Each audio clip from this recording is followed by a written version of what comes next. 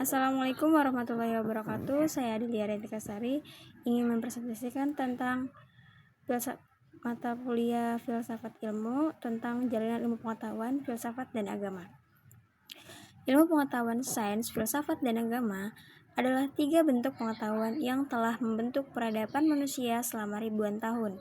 Ketiganya tidak berdiri sendiri, melainkan saling berinteraksi, memengaruhi, bahkan kadang saling menegaskan atau bertentangan.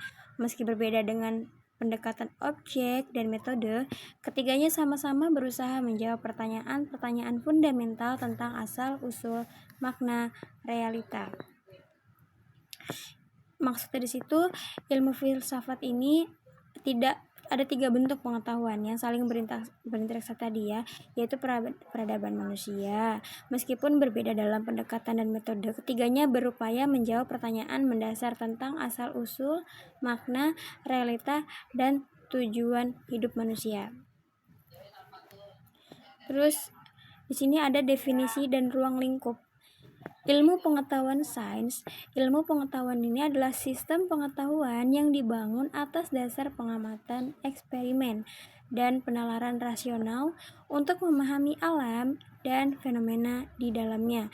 Ilmu bersifat empiris, objektif, dan terbuka terhadap falsifikasi Popper 1959. Metode bersifat empiris ini ada yang metode ilmiah, yaitu isinya ada observasi, hipotesis, eksperimen, verifikasi. Terus tujuannya menjelaskan dan memprediksi fenomena alamiah. Terus ada sumber otoritas, yaitu bukti empiris dan rasionalitas. Maksud dari sini yaitu tadi ilmu pengetahuan sains adalah yang tadi diperoleh melalui observasi, eksperimen, dan logika rasional untuk memahami alam. Ilmu metode ilmiah dan bertujuan menjelaskan serta memprediksi fenomena alam. Kebenarannya didasarkan pada bukti nyata, yaitu bisa disebut tadi dengan empiris dan penalaran logika. Terus yang selanjutnya di sini ada filsafat yang kedua. Filsafat itu adalah usaha manusia menggunakan rasio dan logika kritis untuk memahami konsep-konsep dasar seperti eksistensi, pengetahuan, kebenaran, moralitas, dan Tuhan. Filsafat tidak bergantung pada wahyu atau eksperimen, melainkan pada analisis, logika, dan argumentasi.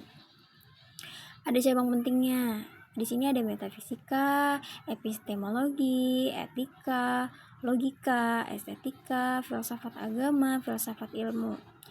Tujuannya memahami hakikat realitas dan kehidupan, dan sumber otoritasnya rasio atau logika. Terus agama yang ketiga. Agama ini adalah sistem kepercayaan yang berkaitan dengan kekuatan transenden atau Tuhan dan meliputi aspek keimanan, ibadah, akhlak, dan tata cara kehidupan. Agama ini biasanya berpijak pada wahyu ilahi dan diterima secara otoritatif oleh pemeluknya. Elemen utamanya kitab suci, nabi atau rasul, hukum-hukum moral, komunitas religius. Tujuannya ini hubungan manusia dengan Tuhan dan jalan keselamatan. Sumber otoritasnya wahyu dan tradisi suci. Kalau misalkan dijelasin tadi kayak misalkan filsafat sendiri di sini nih berpikir secara mendalam ya dan logis untuk memahami hal-hal dasar kayak seperti hidup, kebenaran, dan moral. Filsafat tidak memakai wahyu, tapi lebih fokus pada akal dan logika. Sedangkan agama ini sistem kepercayaan tentang Tuhan dan hal-hal yang bersifat gaib, kayak agama mengajarkan iman, ibadah, dan cara hidup berdasarkan wahyu seperti kitab suci yang dipercaya umatnya sebagai kebenaran dari Tuhan. Tujuan ini adalah untuk mendekatkan diri kepada Tuhan dan meraih keselamatan. Kemudian di sini selanjutnya hubungan histori dan konseptual. Era klasik dan abad pertengahan pada masa Yunani kuno tidak ada pemisahan tegas antara filsafat dan sains. Filsufat yaitu awal seperti Thales, Anaximander, dan Heraclitus adalah sekaligus ilmuwan dan teolog. Aristoteles misalnya mengembangkan logika, metafisika, dan fisika secara integral.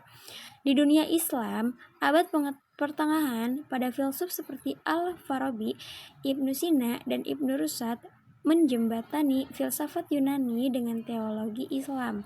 Mereka mengembangkan pendekatan rasional terhadap pemahaman agama dan realitas. Begitu pula dalam tradisi Kristen, Thomas Aquinas berusaha memadukan ajaran Injil dengan filsafat Aristoteles. Ia menulis dengan Summa Theologica bahwa grace does not destroy nature but perfect it. Referensinya itu tadi ada di sini, di bawahnya ada Fahri sama Kenia. Jadi pada zaman Yunani kuno dan abad pengetahuan, filsafat, sains, dan agama belum dipisahkan ya seperti sekarang. Para pemikir seperti Thales dan Aristoteles adalah sekaligus filsuf ilmuwan, juga membahas soal ketuhanan. Di dunia Islam, tokoh seperti Al-Farabi, Ibnu Sina, dan Ibnu Rushd mencoba mengembangkan ajaran filsafat Yunani dengan ajaran Islam menggunakan akal dan logika. Itu tadi. Dan di sini ada selanjutnya, yaitu yang kedua, masa pencerahan dan pemisahan. Sejak abad ke-17 dan 18, terutama setelah revolusi ilmiah, mulai terjadi pemisahan antara agama dan ilmu. Tokoh sejak Galileo, Newton, dan Kepler menekankan metode ilmiah dalam memahami alam, sementara filsafat mulai membedakan antara iman dan akal, reason vs faith. Masa ini melahirkan apa yang disebut dengan secularism, upaya untuk memisahkan pengetahuan dari pengaruh agama. Sains menjadi basis kebenaran objektif, sedangkan agama dianggap subjektif dan pribadi referensi. Terus yang selanjutnya ada era kontemporer, yaitu ada dialog, konflik, dan integrasi. Saat ini terdapat 3 model hubungan antara ilmu filsafat dan agama. Yang pertama ada model konflik, menganggap bahwa ilmu dan agama tidak bisa didamaikan karena metode dan dasar epistemologinya bertentangan. Pandangan ini sering diasosiasikan dengan tokoh seperti Richard Dawkins dan Sam Harris.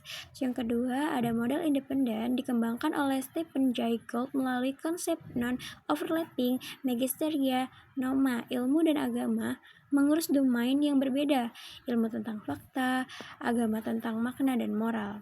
Yang ketiga ada modal dialog dan integrasi, menekankan bahwa ilmu filsafat dan agama bisa saling memperkaya.